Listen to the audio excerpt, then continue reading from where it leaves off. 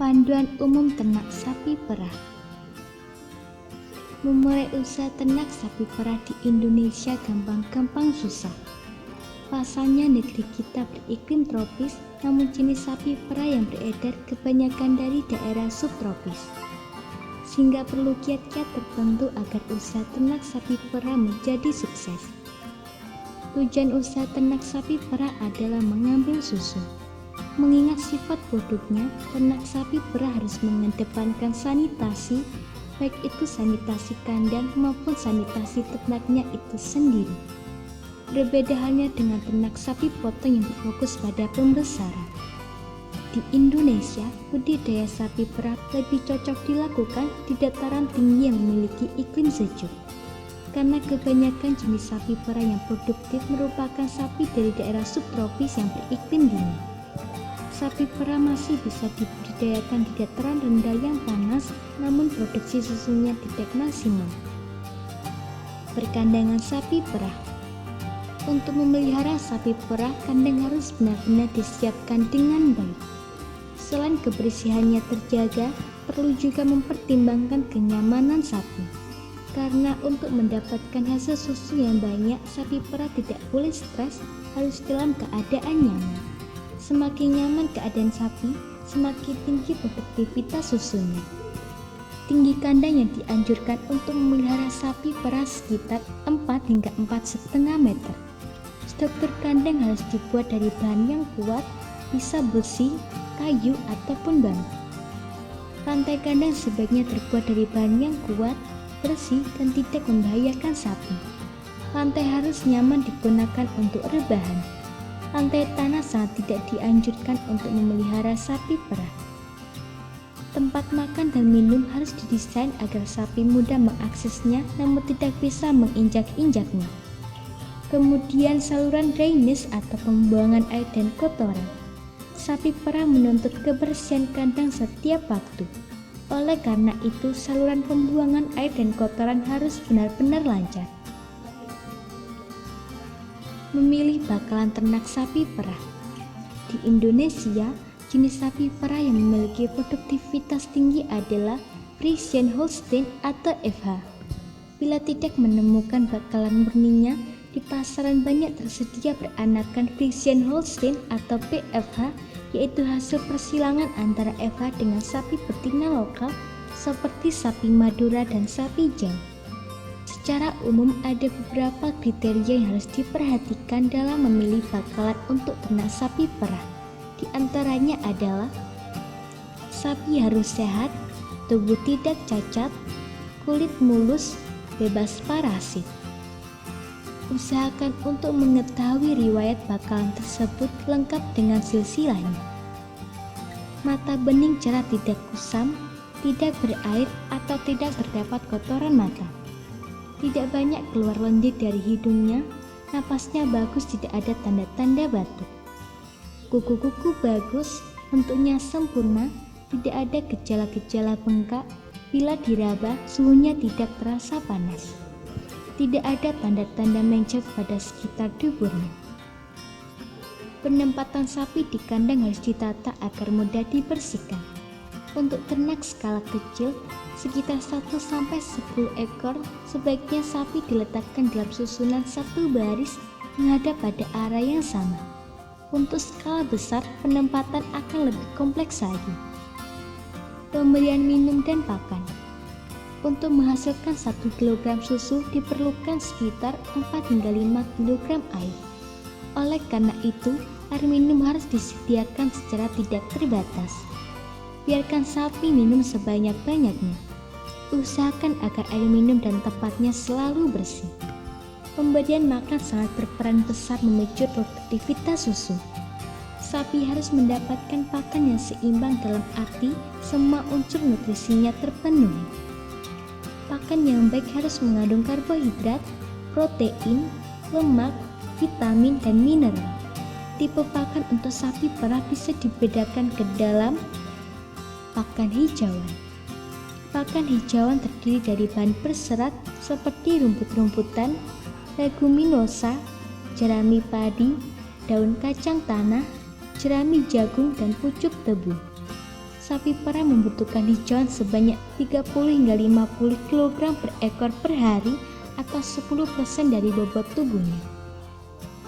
Pakan hijauan sebaiknya diberikan siang hari, biasanya setelah pemerahan.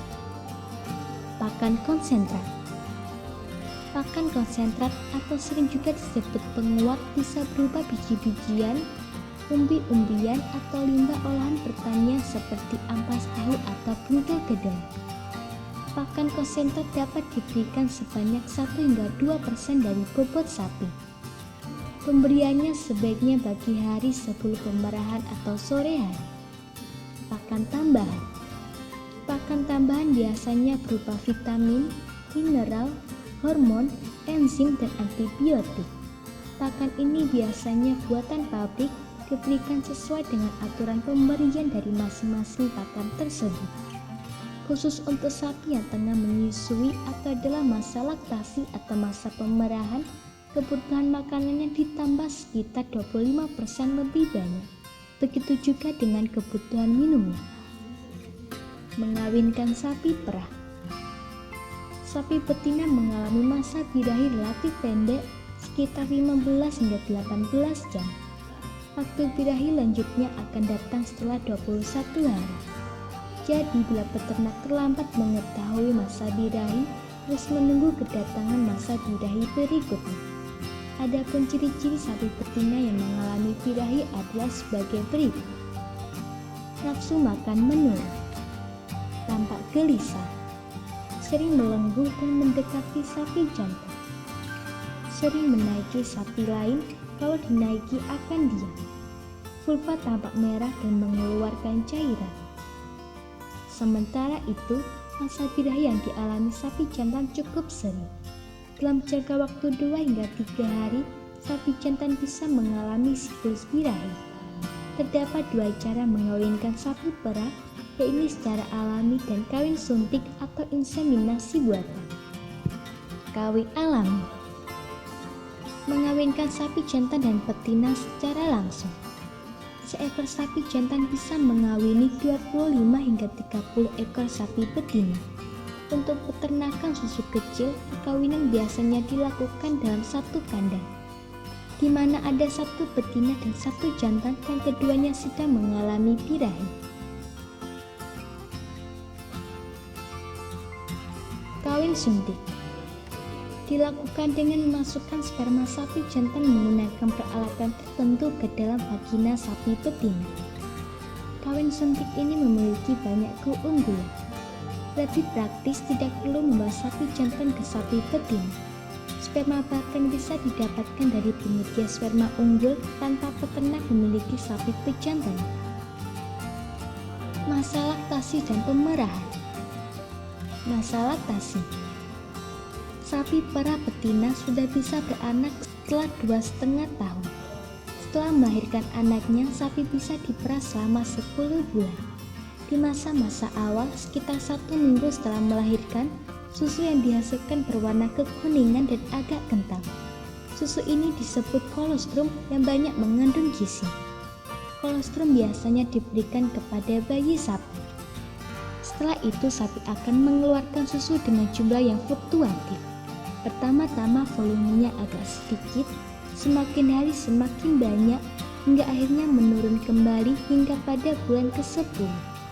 Selama masa laktasi, berat badan sapi akan mengalami turunan. Sapi perah betina bisa beranak setahun sekali. Biasanya sapi dikeringkan terlebih dahulu 2 bulan menjelang melahirkan. Sapi perah betina akan terus produktif hingga usia 10 tahun.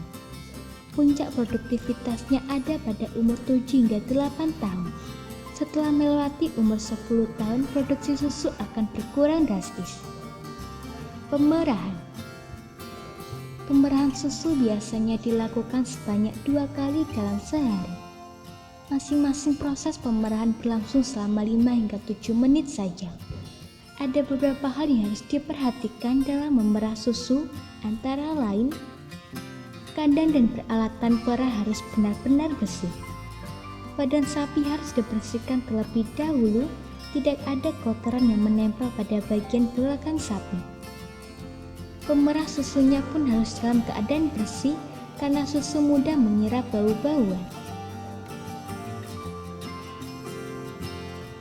Ambing susu dicuci terlebih dahulu dengan air hangat untuk meminimalkan pencemaran oleh bakteri.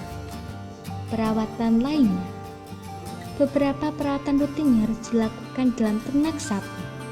Pemberian vaksin dan obat cacing. Pembersihan kandang dari kotoran selama 1 hingga 2 kali sehari. Sapi dimandikan setiap hari agar senantiasa bersih. Semoga informasi tersebut dapat bermanfaat. Jangan lupa untuk klik subscribe untuk mengetahui video terbaru dari kami.